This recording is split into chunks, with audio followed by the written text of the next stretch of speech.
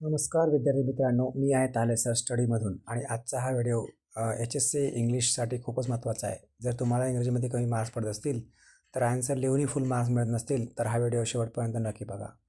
कारण यामधून तुम्हाला कळणार आहे कशाप्रकारे आपण मार्क्स मिळवायचे आणि आपले मार्क्स कुठे घटत आहेत हे आपल्याला जाणून घ्यावं लागणार. तर चला तर आपण हे जाणून घेऊया या व्हिडिओमधून आणि हा व्हिडिओ तुम्हाला शेवटपर्यंत नक्की बघायचा आहे. कारण या व्हिडिओमधून तुम्हाला 100% चांगले मार्क्स मिळण्यासाठी मदत होणार आहे. त्यामुळे कशाप्रकारे आपल्याला यामधून मदत होणार ते आपण पाहणार आहोत.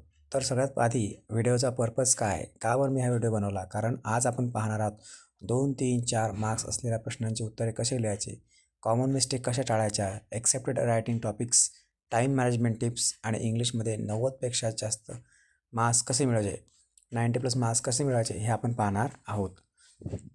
कारण विद्यार्थी मित्रांनो, इंग्लिश मिडियमचा 12चा पेपर हा 2 मार्क्स, 3 मार्क्स आणि 4 मार्क्सचे प्रश्न याच्यामध्ये विचारले जातात. तर हेच आपण जाणून घेणार आहोत कशाप्रकारे हे मार्क्स मिळवायचे आणि आपल्या कोणत्या प्रकारच्या कॉमन मिस्टेक असतात हे पण आपण समजून घेणार आहोत आणि कोणत्या प्रकारच्या गोष्टी आपण टॉपिक्स राईट डाऊन करायचे. तर सेक्शन 1मध्ये आपल्याला पाहायचं आहे ॲन्सर रायटिंग टेक्निक्स. कशाप्रकारे आपण ॲन्सर रायटिंग करू शकतो. विद्यार्थी मित्रांनो, बोर्ड परीक्षेत उत्तर बरोबर असूनही मार्क्स कट होतात कारण प्रॉपर प्रेझेंटेशन आपलं नसते.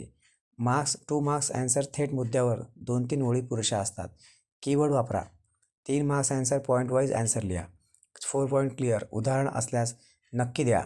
4 मार्क्स ॲन्सर शॉर्ट इंट्रोडक्शन्स 5-6 पॉईंटमध्ये असू शकते. तर ह्या सर्व गोष्टी तुम्हाला पूर्ण कराव्या लागतात.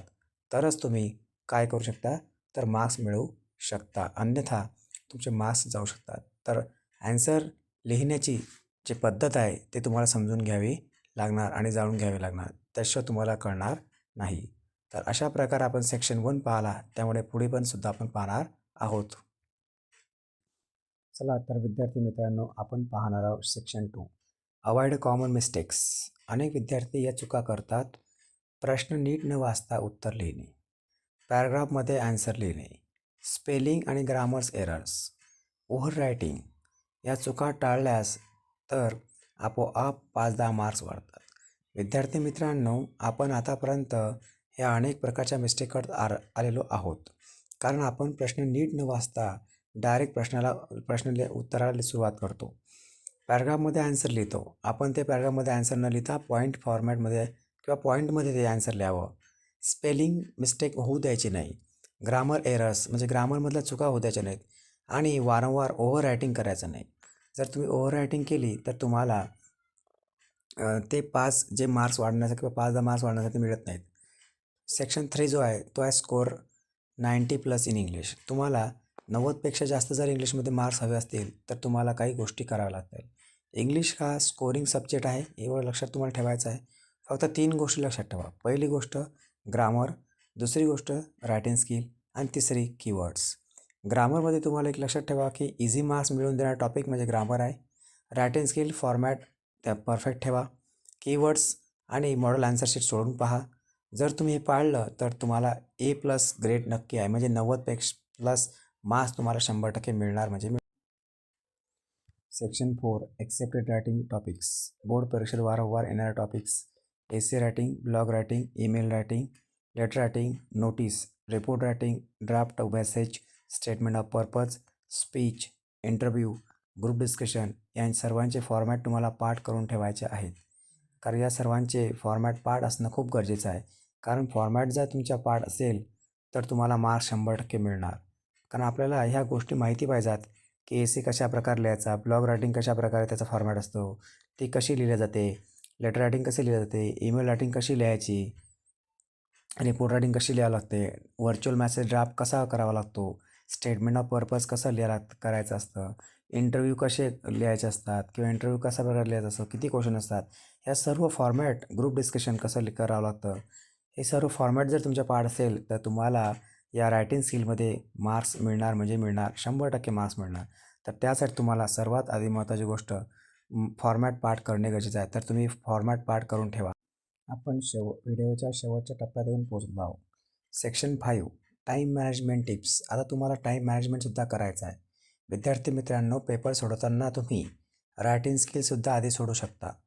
तुम्हाला जर रायटिंग स्किल येत असेल तर तुम्ही आधी रायटिंग स्किल सोडवा, किंवा तुम्हाला जर क्वेश्चन आन्सर सुरुवात करायची असेल तर क्वेश्चन आन्सर सुरुवात करा. परंतु प्रत्येक प्रश्नाला विशिष्ट वेळ दिला गेला पाहिजे. आणि ग्रामर जो टॉपिक असतो, हा ग्रामर टॉपिकसुद्धा पटकन तुम्हाला सॉल्व करायचा आहे, कंप्लीट करायचा आहे, सोडवायचा आहे. आणि जे शेवटचे तुमचे 10 मिनटं बाकी राहतील, त्या 10 मिनटामध्ये तुम्हाला तुमच्या पेपरला ओव्हरलुक करायचा आहे. जर तुम्ही चांगल्या प्रकारे तुमचं टाईम मॅनेजमेंट केलं तर तुम्हाला टाईम मॅनेजमेंट प्लस सक्सेस मिळायला काही वेळ लागणार नाही. तर आपण आता नेक्स्ट पाहणार आहोत section 6 model answers and keyword. विद्यार्थी मित्रांनो, तुम्हाला मॉडेल आन्सर्स पाहून घ्यायचे आहेत, कशाप्रकारे प्रश्नपत्रिका सोडवल्या गेलेली असते, आन्सर शीट पाहायची आहे, कीवर्ड्स लक्षात ठेवायचं आहे. एक्झामिनरला काय पाहिजे, तर एक्झामिनरला कीवर्ड्स पाहिजेत. पेपर चेक करणारा जो व्यक्ती असतो तो कीवर्ड्स पाहतो, म्हणून तुम्ही कीवर्ड्सकडे लक्ष द्या. मॉडेल आन्सर प्रॅक्टिस करा, मॉडेल आन्सर वारंवार सोडवण्याची प्रॅक्टिस करा, कीवर्डला अंडरलाईन करा आणि सेम लँग्वेज टेक्स्टबुकमधून वापरा. टेक्स्टबुकमधली लँग्वेज वापरायला सुरुवात करा. आणि एक सर्वात आधी लक्षात ठेवा, सर्वात जास्त तुम्ही पुस्तकी भाषा वापरा आणि पाठांतर करा.